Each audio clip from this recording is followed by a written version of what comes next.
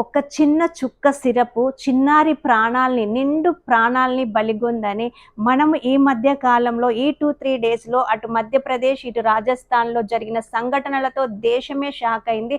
So, ప్రతి తల్లిదండ్రి ఈ వీడియో తప్పకుండా చూడండి. మనము సీజన్ చేంజ్ కాగానే మామూలుగా దగ్గు, జలుబు, జ్వరం వస్తూనే ఉంటది.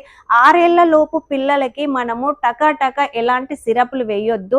ఎందుకంటే మన సొంత నిర్ణయాలు తీసుకోవద్దు. డాక్టర్ దగ్గరికి వెళ్ళి డాక్టర్ రాసిచ్చిన ప్రిస్క్రిప్షన్ ప్రకారమే మనం మెడిసిన్ తీసుకోవాలి.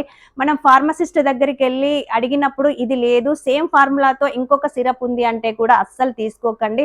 అది మన పిల్లల ప్రాణాలకే ప్రమాదం. మనం పిల్లల మీద ప్రేమ చూపించాలి అంటే మనం జాగ్రత్తగా ఉండాలి, కానీ వేయాల్సింది మందు కాదు, మందులతో కాదు మనం ప్రేమ చూపించాల్సింది. మన జాగ్రత్తే మన పిల్లల ప్రాణాలను కాపాడుతుంది. అంతేకాదు ఒక 100 మందిలో 70 మంది ట్రీట్మెంట్ తీసుకుంటేనే ఈ మధ్య కాలంలో పిల్లలు పుడుతున్నారు. అంటే ఇన్ఫర్టిలిటీ అనేది చాలా పెరిగిపోతుంది. ఈ వాతావరణం పర్ఫెక్ట్‌గా లేదు కాబట్టి మనం జాగ్రత్తగా ఉండాలి. న్యాచురల్‌గా తగ్గించడానికే ట్రై చేయండి. మామూలుగా తులసి, వాముతోని మనకు చిన్నప్పుడు మన అమ్మమ్మ వాళ్ళు ఒక క్లాతులో వాముని కట్టేసి మన మెడ చుట్టూ కట్టేవాళ్ళు.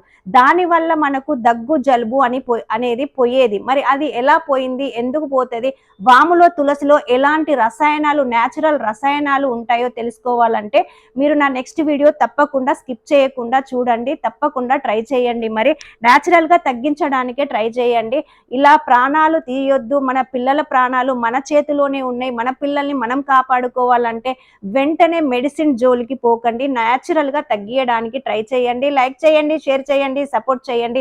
రమాదేవి కటుకురి ఛానల్‌ని తప్పకుండా సబ్స్క్రైబ్ చేసుకోవడం మర్చిపోకండి. ఓకేనా?